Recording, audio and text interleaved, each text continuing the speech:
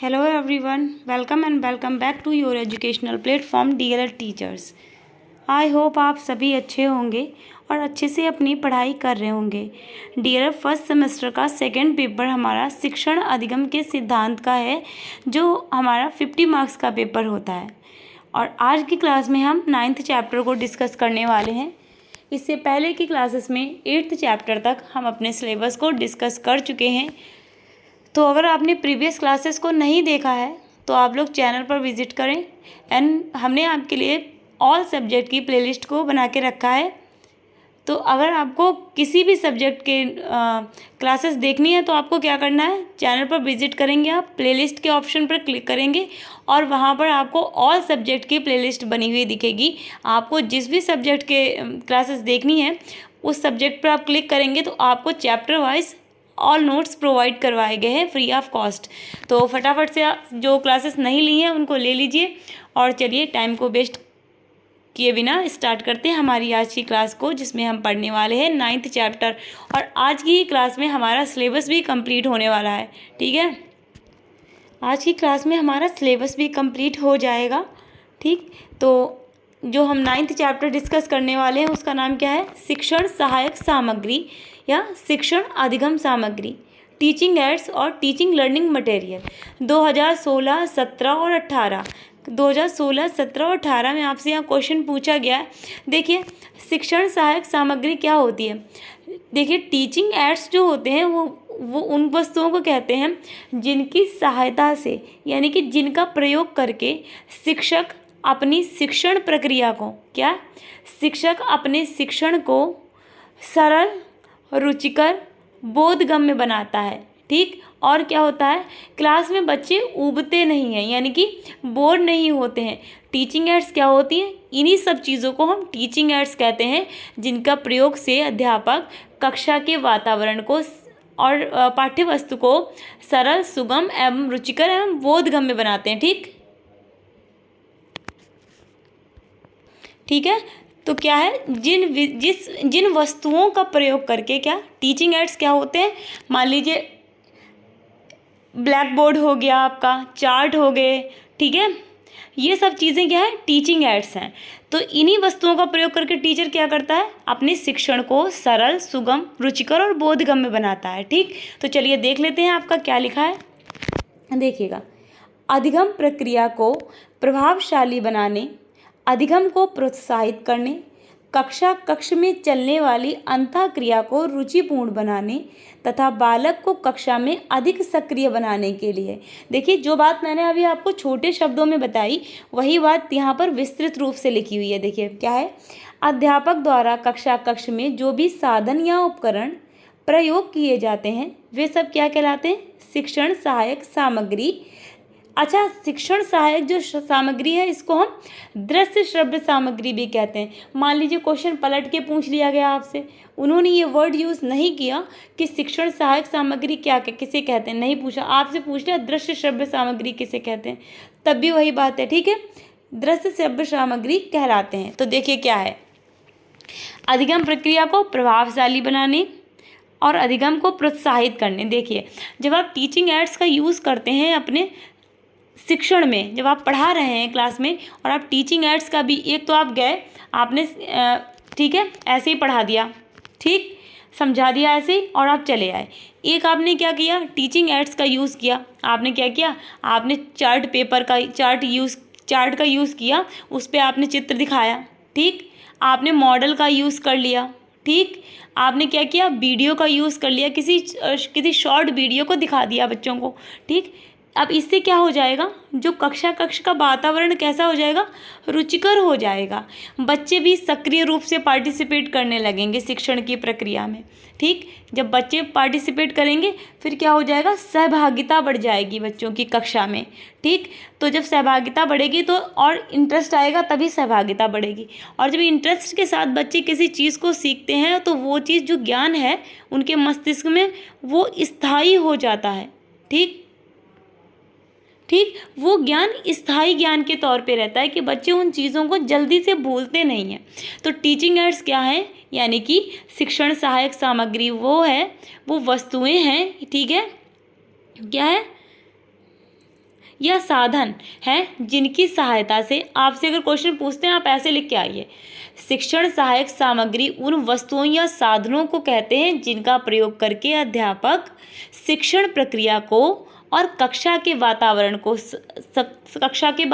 को रुचिकर बनाता है और शिक्षण प्रक्रिया को सरल, सुगम एवं बोधगम्य बनाता है। ठीक, ये है हमारे टीचिंग एड्स, शिक्षण सहायक सामग्री। ठीक, चलिए आगे देखते हैं। शिक्षण सहायक सामग्री का चयन करते समय शिक्षक को छात्रों की रुचियों, आवश्यकताओं, मानसिक स्तर, रचनात्मकता आदि को ध्यान में रखना चाहिए।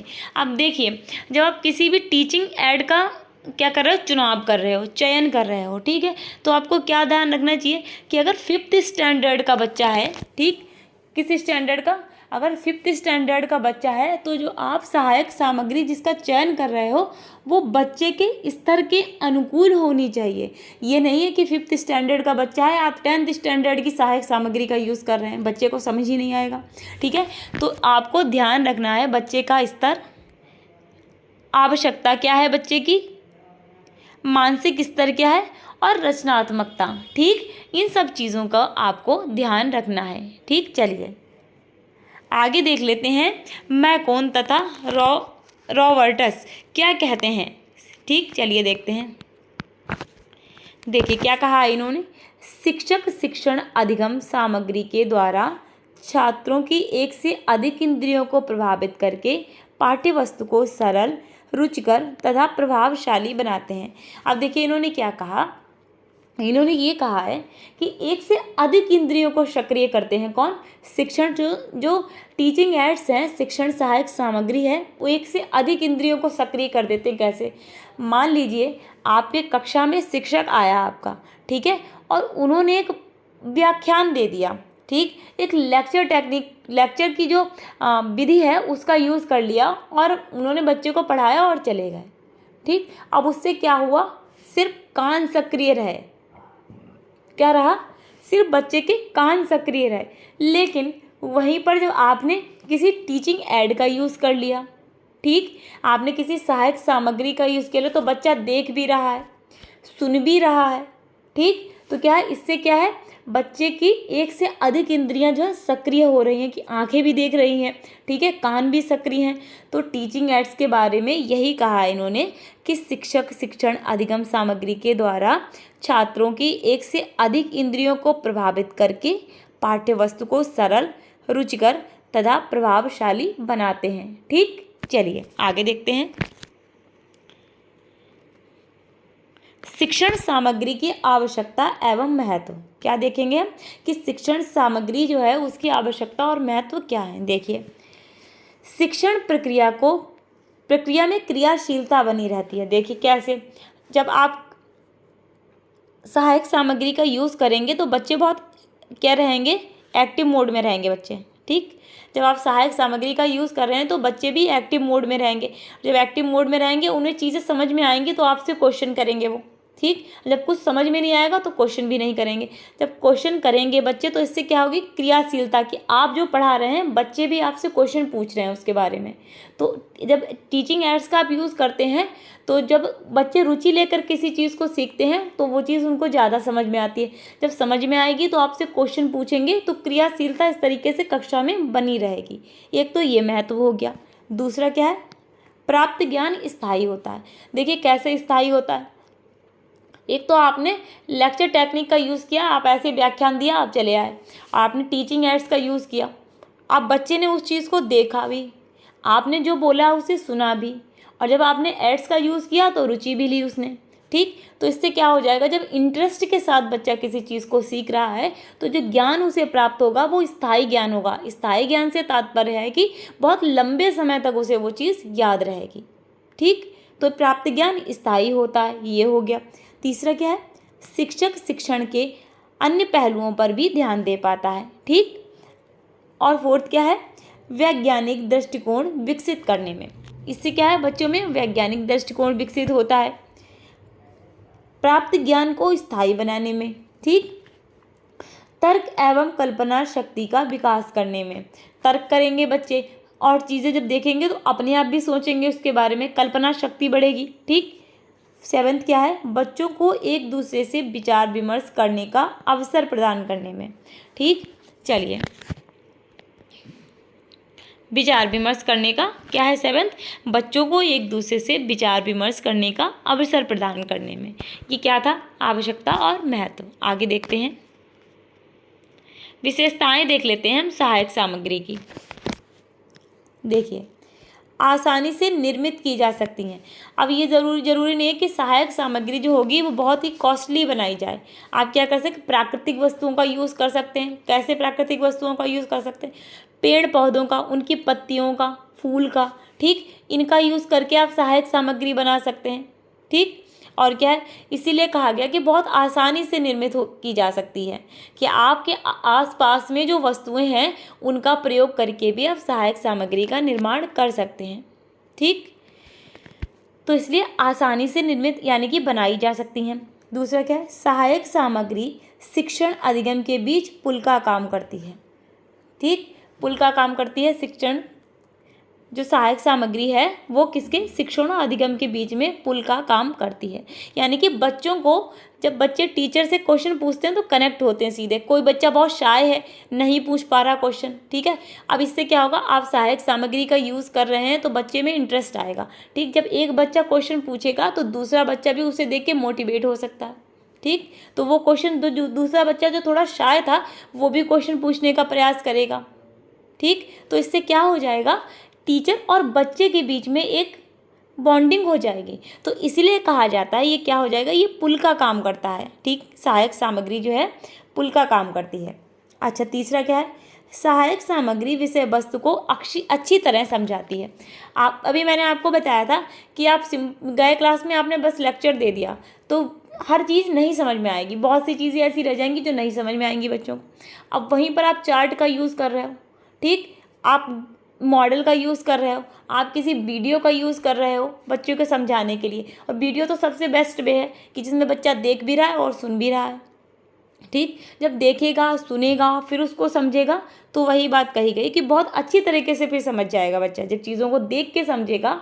और आप देखिए, आंखों से देख भी रहा है, आप जो बोल रहे हैं उसे सुन भी रहा है। ठीक, तो उस चीज़ को बहुत अच्छे से सीखेगा बच्चा, बजाय उसके जो सिर्फ बोली जा रही है। ठीक, चलिए 4th क्या है, सहायक सामग्री सूचनाओं को रोचक बनाती है। ठीक, और छात्रों को सक्रिय करती है।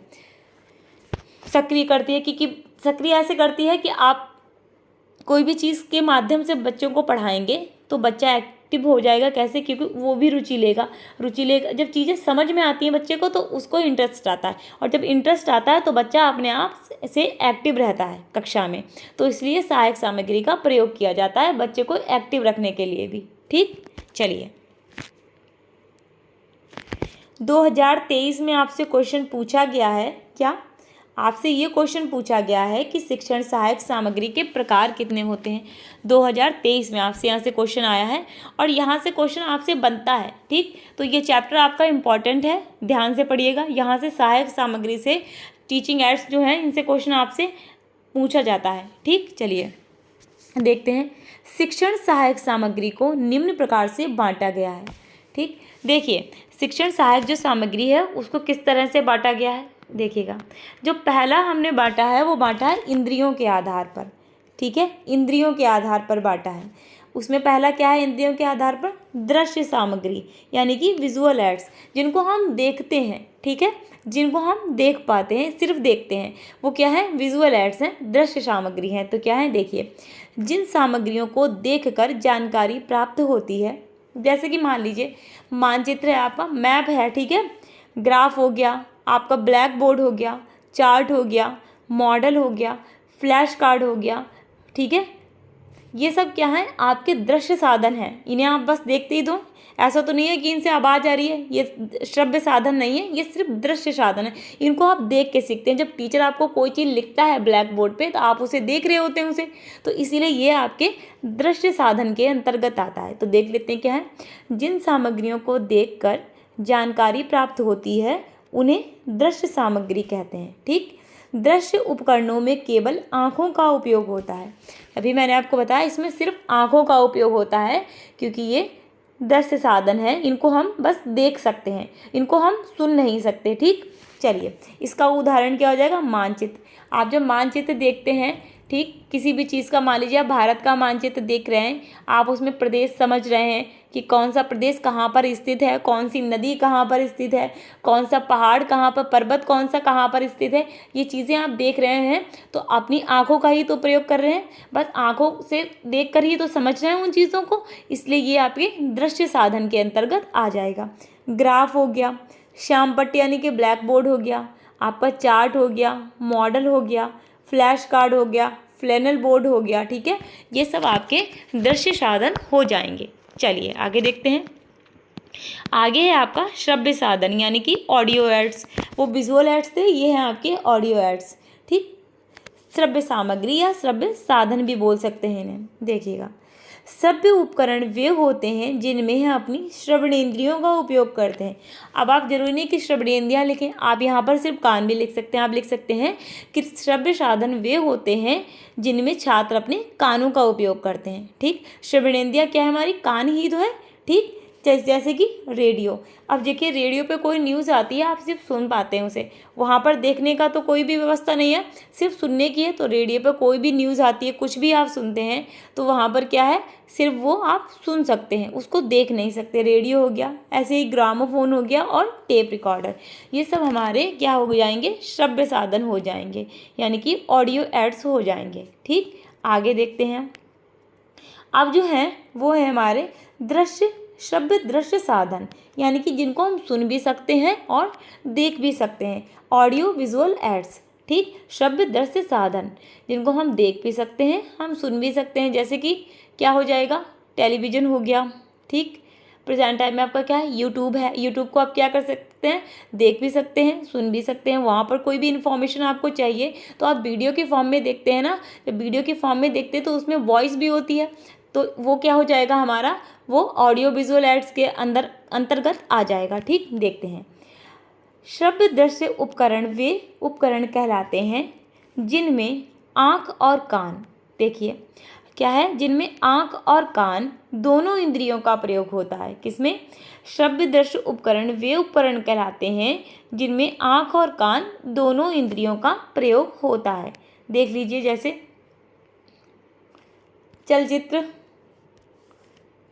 Television, Doordarshan, video cassettes, computer.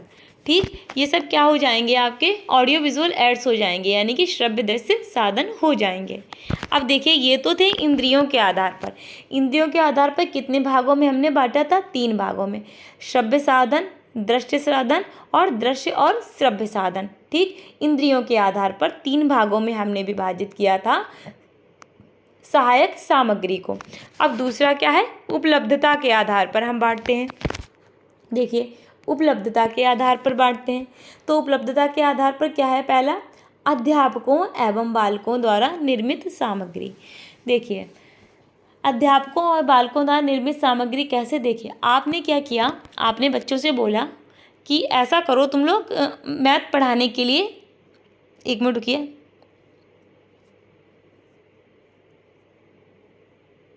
हाँ, आपने क्या बोला बच्चों से कि जो मिट्टी होती है ना, जिसको हम क्ले बोलते हैं, चिकनी मिट्टी जो होती है, उसकी गोलियां बना के लाना। ठीक, आपको एग्जांपल दे रही हूँ मैं एक, ठीक, कि उसकी गोलियां बना के ले आना। ये क्या हो जाएगी, अपने आप बच्चे निर्मित करेंगे या अध्यापक निर्मित कर लें। आपने बोला गोलियां बना के ले आना कल विद्यालय में। ठीक, बच्चे ले आए। अब आपने क्या किया, आपने उन गोलियों का यूज़ करके मैथ पढ़ानी स्टार्ट की। आपने पढ़ाया, बच्चे जो गोलियां बना के लाए, आपने कहा देखो अब हम तुमको क्या सिखाएंगे, गिनतियां सिखाते हैं।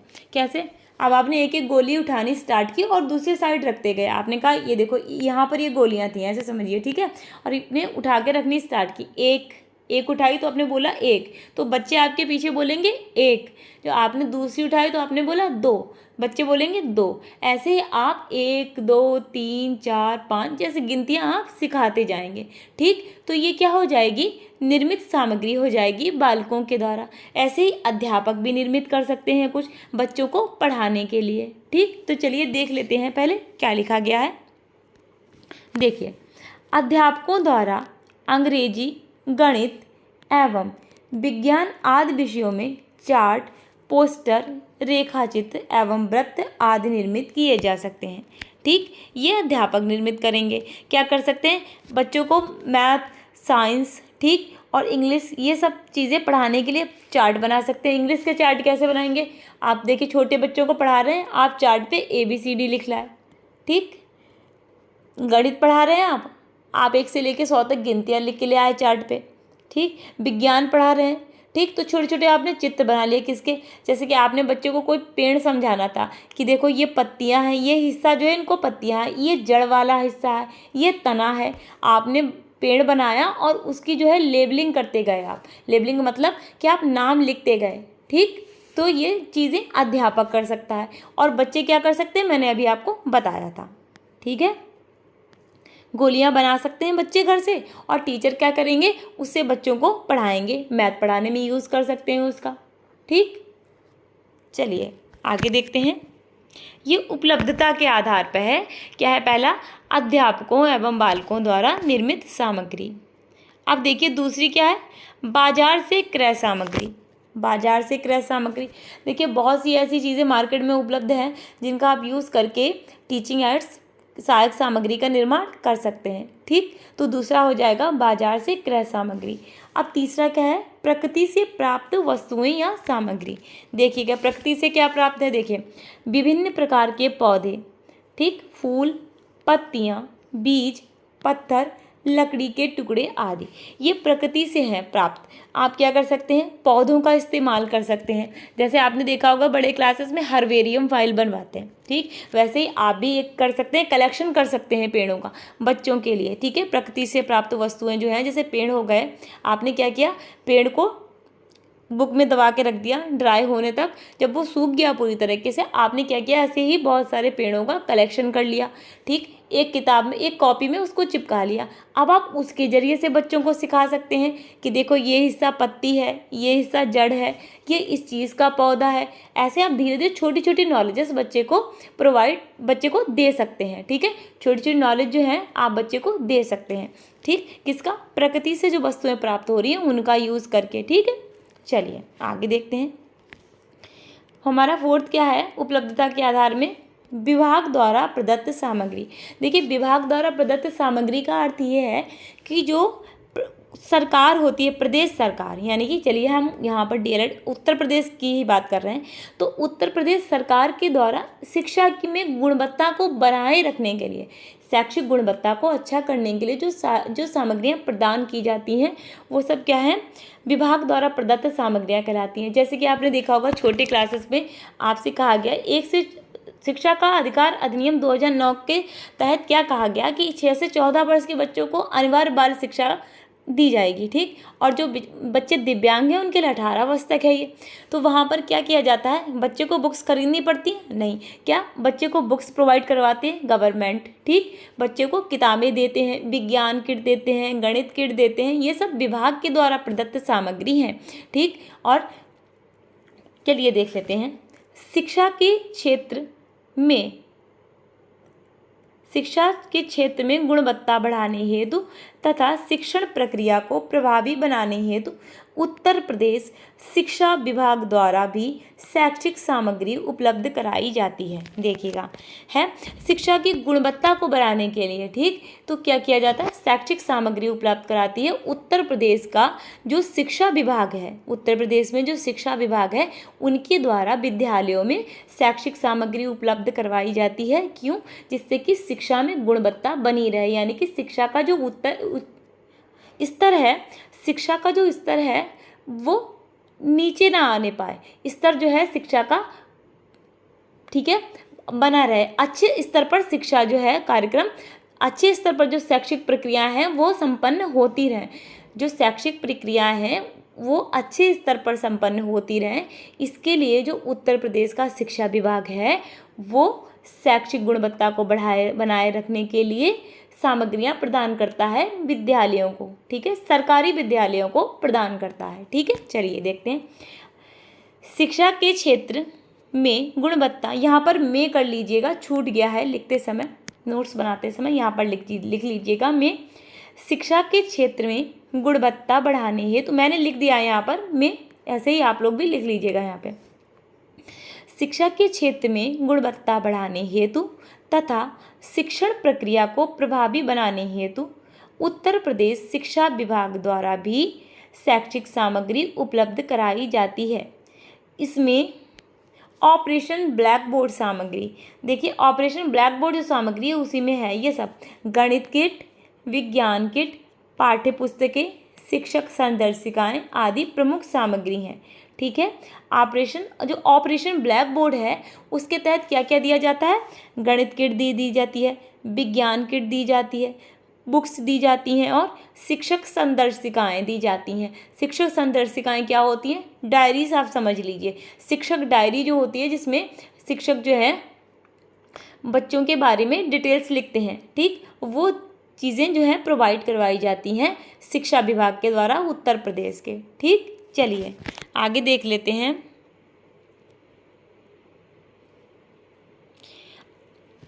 ये था आपका क्या था, ये हमारी शिक्षण अधिगम जो है सामग्री थी। ठीक है, अब क्या करेंगे हम आगे का, एक मिनट रुकिएगा। अच्छा ठीक है, ये हमने क्या पढ़ लिया, हमने सहायक सामग्री पढ़ ली और सहायक सामग्री के प्रकार पढ़ लिए। ये आपका लास्ट चैप्टर चल रहा है, लास्ट चैप्टर। ठीक है, और इसमें इसका हम अब जो आगे पढ़ेंगे इस चैप्टर को हम ऑपरेशन ब्लैक बोर्ड पढ़ेंगे, लेकिन ऑपरेशन ब्लैक बोर्ड को हम अपनी नेक्स्ट क्लास में पढ़ेंगे। ठीक, क्योंकि अगर अभी मैंने आपको यहाँ पे पढ़ाया तो ये क्लास बहुत बड़ी हो जाएगी। ठीक, तो इसलिए हम अपने इस चैप्टर 9 के पार्ट 2 में ऑपरेशन ब्लैक बोर्ड को डिस्कस करेंगे और उसी क्लास में हमारा जो सिलेबस है वो कंप्लीट हो जाएगा। तो आप लोगों को क्या करना है, आप लोगों को नोट्स बनाते चलने हैं, साथ में रिवीजन करते चलना है, क्योंकि आपके एग्ज़ाम्स बहुत पास हैं अब।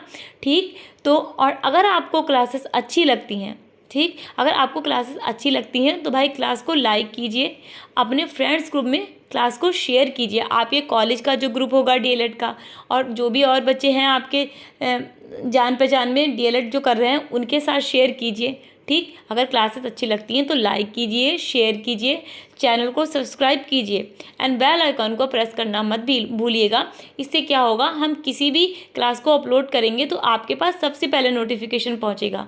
तो मिलते हैं हमारी नेक्स्ट क्लास में, तब तक आप लोग अच्छे से पढ़ाई करते रहिए, अपना ध्यान रखिएगा। Take care, bye bye, see you soon, bye bye.